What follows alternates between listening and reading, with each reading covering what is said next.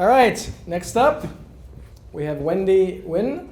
Wendy came here as a 17-year young woman from a foreign country, came to a foreign land, no language skills or minimal, different customs, different culture, and yet she built a 7-figure business, helped 9-figure business owners, has raised $20 million successfully, and wrote a book about how do you get paid for what you love based on what she calls her 3 Ps. Let's please give Wendy Nguyen some love.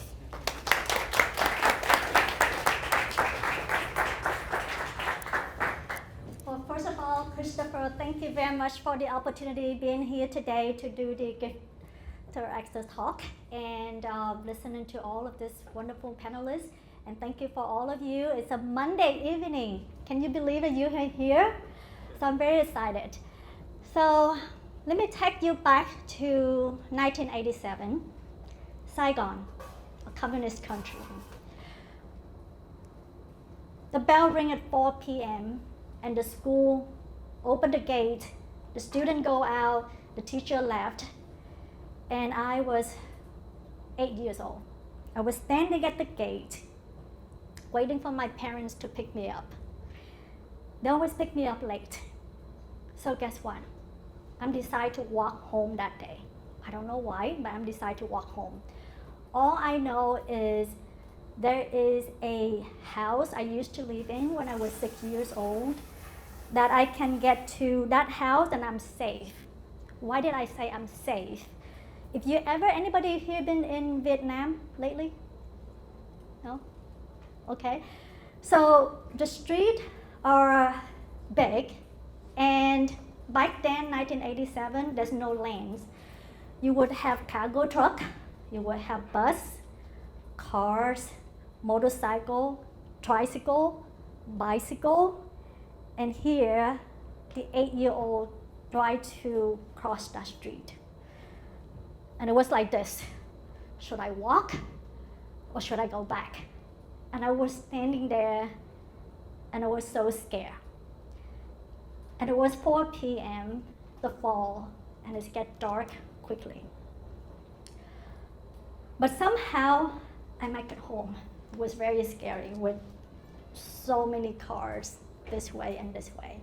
And there's also a blind spot that is coming my way. So when I got home, all of a sudden it was so bright. Walk into my house, my parents and my brother was waiting for me. And literally they tell me go and stand in the corner, turn around, and get ready to get hit. Because they were so freaked out. It took me, I don't know, 2 hours to get home. So that girl, that 8-year-old girl, that was there. Fast forward, another fall, 1997. 17 years old, I got dropped off in America. I learned some English. I know how to read. I know how to write. But if you give me instructions how to get to somewhere or teach me something, I'm lost. I'm completely lost. Now, one thing I do know, and a lot of you also know, is being Asians, what we're good at: math. So I decided I'm gonna go being an accountant, because I just have to deal with numbers. But then I'm getting a little more ambitious. I'm gonna become an auditor. So at first I thought, okay, being an auditor just means that more math, more numbers. But it wasn't the case, because you have only 2 weeks to decide if that number look right or not on the book, because they're gonna use that financial statements and go to the bank, get more money, or they're gonna go to you and ask money from your pocket. So they want to make sure that they make profit or not. So I ended up with talking with a lot of people. And while I was talking to people, what I also learned is that people who are very good at their job, they love what they do, that specific companies clearly show the revenue going up this way. And then there's people who's like, Wendy, I'm just doing this job. It's help pay the bills. I love gardening, but there's no way gardening will pay the bills. And when I interview those people to ensure the number right on the book, there, the company's financial is like this. And then over time, it's maybe vanished. So fast forward to fall of 2017. I'm not sure if you know what happened in Houston, Texas of fall 2017. Anybody know what happening? Hurricane Harvey. I was literally standing on this high rise. The window is bigger than this window. And I look far out to the city, I can see more than half of the city were underwater. I'm like, how can business survive? How can not-for-profit continue to serve their clients? And I was very comfortable at that time. I was making a good six figure. I was being an audit partner. I audited the city of Houston. But I felt very empty. So what I started doing at that time, I was like, okay, let me go on Facebook. Okay, here, the Vietnamese community, somebody need to fill out the FEMA applications. And then here, somebody is right 9/17, 9/15 is what tax return deadline. But guess what? Nobody can file any tax return. You cannot get the refund, right? So October 15 deadline, so all of that deadline coming, and business was just paralyzed. And I'm like, what can I do? What can I do being an auditor? Because I know how to read numbers. I know how to get people money, help business to get money.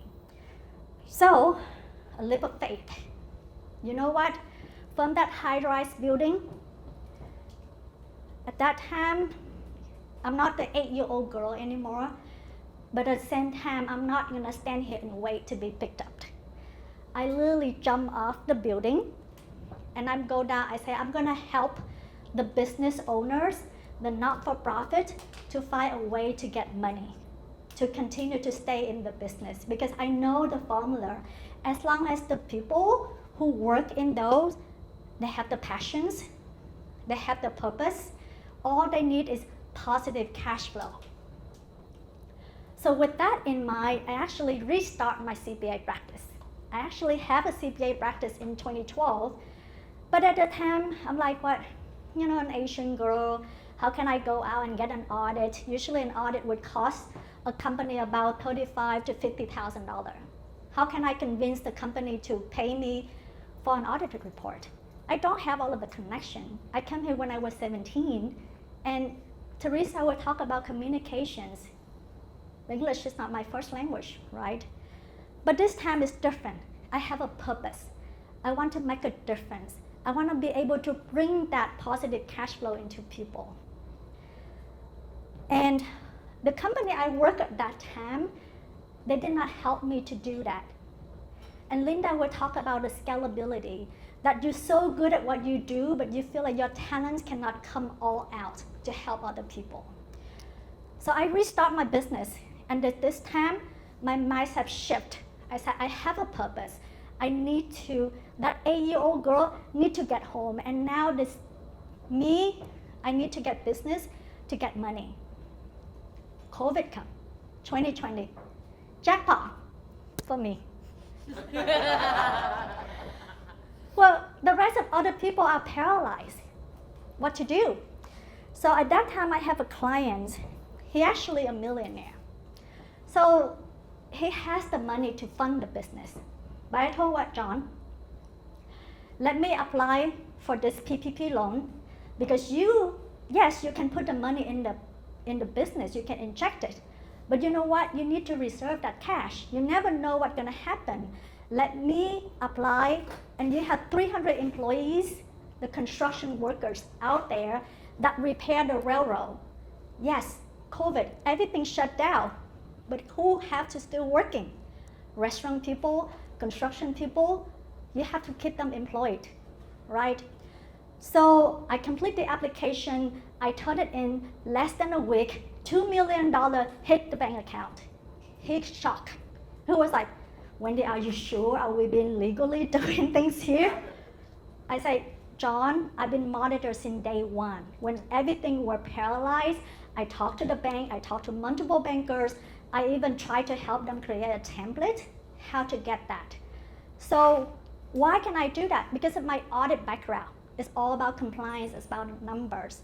So I believe that you can put passions, positive cash flow, and purpose, and in alignment with all of that, then you can have a scalability, sustainability, and that's why I also go out, I wrote a book, How to Get Paid for What You Love to Do.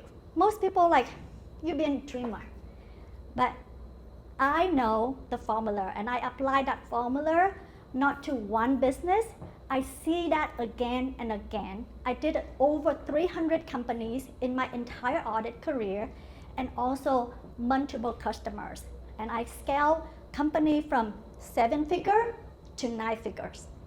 And that's just because what? Positive cash flow is also very key important to keep you in the loop.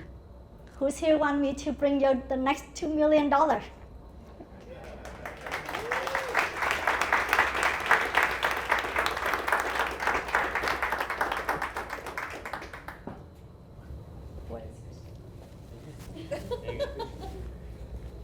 Let's give Wendy some love, please. All right.